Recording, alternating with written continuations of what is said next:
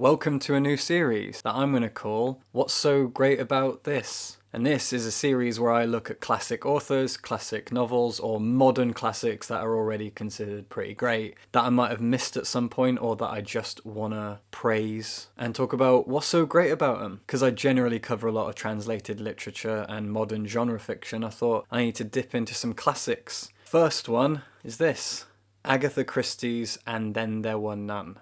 So I grew up reading a lot of genre fiction, and one of the genres I didn't ever read, I've never hardly touched, is mystery novels. I've read a few Sherlock Holmes stories, and I've read some Japanese mystery novels because I read everything Japanese. So I've read Seishi Okumizo and Soji Shimada, but I haven't read Agatha Christie, which just seems mental. So many friends and other writers and bloggers, etc., have told me this is her best book. I think critics and fans alike pretty much agree that this is her magnum opus, this is her masterpiece, and then there were none. This is not a Poirot story, this is not a Marple story, this is just its own thing. So I read it. All the wasted years of not reading Agatha Christie. If this is any indication, I need to spend the next 2 years of my life doing nothing but reading Agatha Christie. This is an absolute masterpiece, and I probably don't need to tell most people that because they read it already. But this is incredible. Let's go over what it's about. And Then There Were None is inspiration for so many things that I have read and watched and played, and reading it now, I'm thinking, oh, this is where it all started. I read a Batman comic that pretty much followed this exact formula. I think it's called The Black Glove. It was written by Grant Morrison, and it's pretty much this book. And Then There Were None is about an island called Soldier Island off the coast of Devon. 10 people end up on this island. They've all been drawn there. They've all been invited to this island by someone they know or someone who knows them, and they've been lured there through a letter, a telegram, something. And these 10 people are all very, very different. You have a police officer, you have a judge, you have a boy racer type, you have a secretary who's looking for a kind of job, summer job before she moves to her next career. Everyone is vastly unique. You've got a lot of names to learn, but because Christie manages to lean on their job titles, you know, the judge, the police officer, it makes it a lot easier to remember who they are, and then you start to put their name to their job quite quickly, because it's a slender book, and there's a lot to learn very quickly. Christie manages it. When they get to the island, they sit down for dinner, and they're all getting to know each other a little bit. They're all wondering why they're there. And there is a husband and wife who are serving them. The wife does the cooking and the husband does the preparation and the serving. And they're called the Rogerses. And the Rogerses are 2 of the 10 guests. So there are 8 guests plus the Rogerses, 10 people. And when they sit down, Mr. Rogers has been asked to put a record on. He puts the record on and an ominous voice booms out of the gramophone and tells them that they have all committed murder. And it goes from person to person and explains who they murdered, what year they did the murder, and a little bit of detail about it. And that's it. And then one by one, each person is going to die. Now the name And Then There Were None comes from a nursery rhyme. The nursery rhyme was invented by Agatha Christie, I think, for the book. It hangs above the mantelpiece in every person's bedroom. This nursery rhyme is about 10 little soldier boys. And it describes how each of these 10 little soldier boys died, vanished, left in some way. And the murders that start happening mysteriously in this tiny house, in this island place in the middle of the ocean, they match up more or less to this nursery rhyme. And that's it, that's our conceit. One by one, the people in this story start to die. And there are 10 China soldiers on the dining room table. And after each person dies, that soldier vanishes. Sometimes the disappearance of a soldier comes first so that the other people who are still alive know that there's now a dead body here somewhere. So the soldier and the nursery rhyme and the actual crimes that are committed all tie in nicely together and create this really, really fun plot.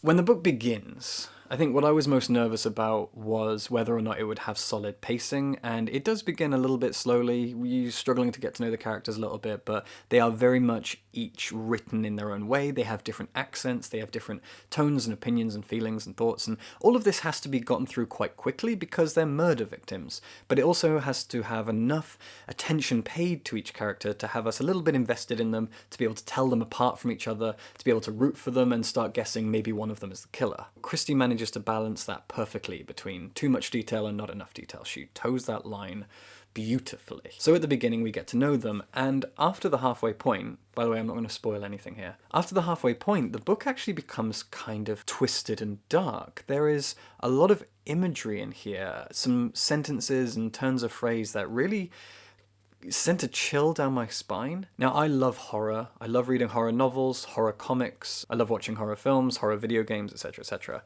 But I do find, and this is not boasting, I love being frightened, I do find that a lot of horror novels, while very affecting and fun, are not actually terrifying. There aren't many novels I've read that have kept me up at night, and I'm always desperately searching for a good horror novel that will actually chill me to my core.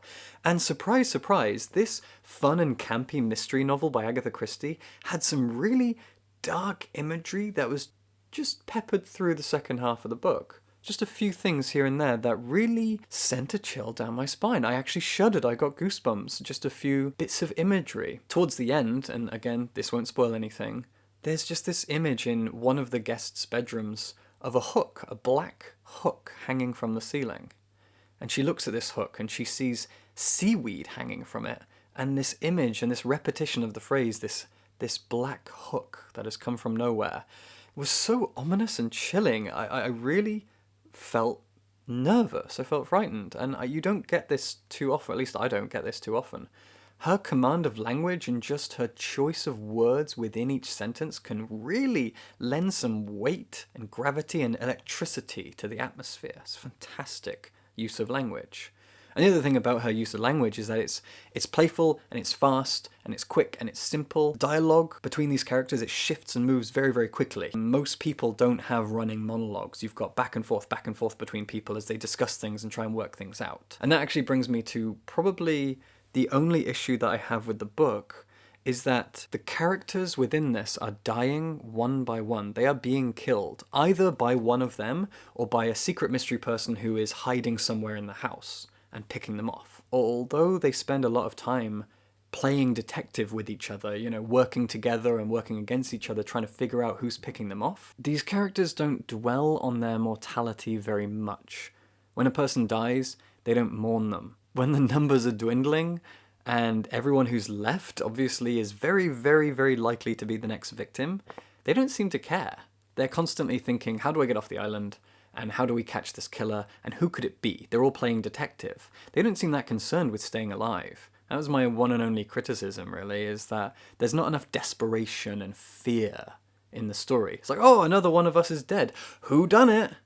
Rather than, oh, another one of us is dead, I will mourn them, I am sad, I like that person, oh shit, I might be next, please don't kill me, which is how I would behave in this situation. It's too focused on the detective side rather than the sorrow. And, you know, although it's a campy, fun mystery, it's still dark and twisted as fuck, and it could have done with a little bit more mortality, a little bit more fear, a little bit more trepidation and people going mad with fear and feeling vulnerable. There's not a lot of that. It's mostly, who did it?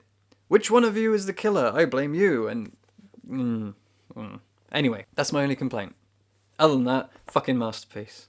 What makes it work so well, and she mentions this in her notes, is you've got no detective in this story. You've got a locked room mystery situation with 10 people being picked off one by one, all of whom are playing detective. And if one of the people who maybe is close to getting to the bottom of it dies, then they get set back again, because there's no Poirot, there's no Sherlock here. It is just these 10 people doing their best to survive and figure out the mystery while being picked off one by one. Actually, there is one other thing I want to mention that was kind of frustrating, is that the nursery rhyme hints at each death, and they don't rely on it enough. Occasionally a death will happen and they'll say, oh, like in the nursery rhyme. Wow, that is similar. Rather than going, let's look at this and see if there's anything in the nursery rhyme that might hint at the next death so we could avoid it. If the nursery rhyme mentioned a fridge for the next death, then no one's going to go near the fridge, for example. They don't ever do that. The nursery rhyme is only related to after the fact, every single time. That was like that person got their head crushed, like in the nursery rhyme. Like, maybe we could have looked out for things that would crush heads if we checked it first. But they don't. Minor gripe. So 2 minor gripes. I think that's it now. So anyway, what makes it work so well is the fact that we have no detective. These people are very, very vulnerable and they're doing their best to survive and they are doing a shit job of it. So it's really enjoyable just trying to figure out how this is possible. Now, I don't know about you, but when I do read or watch or play these mystery stories, I don't try to figure out who done it. Sometimes, if it's not particularly well constructed, you figure it out anyway, because it's obvious. But I never try to. You know, I don't see the point in trying to figure it out when I'd rather just enjoy the story and the narrative. And then at the end, I want to be impressed. I want to feel like, wow, that was cleverly written. Well done, Agatha Christie. Well done, your characters. And by the end of this, by gum, you do. Really do. It all gets wrapped up so beautifully. And I was so satisfied. And she mentions at the very beginning, so again, this is not a spoiler, she mentions in the notes at the beginning, that in order for it to come together properly, she had to add an epilogue. And the epilogue is in 2 halves. And it really, really works, especially the second half. And I promise I'm not spoiling anything.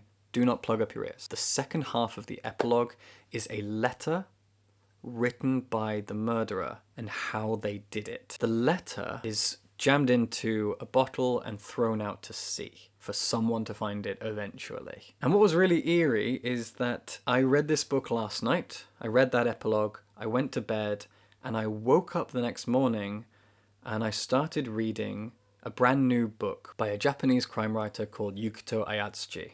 And the book is called The Decagon House Murders. It comes out soon. I got a review copy. I started reading it this morning, and it has a prologue.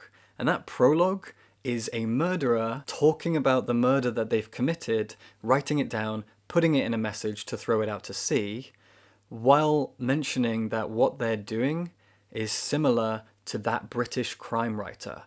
And I'm like, you're talking about this, you're talking about And Then There Were None. So I read the epilogue to this, where the murderer explains how they did it and then throws a message out to sea. The next thing I read is a prologue from another book that pays homage to this, that follows the exact same pattern. An epilogue for one, and then a prologue to the next, and they're the same thing with one referencing the other. What are the fucking chances? What are the chances? If I hadn't read this before reading The Decagon House Murders, I wouldn't understand the reference. Isn't that mental? Well, it was really fun.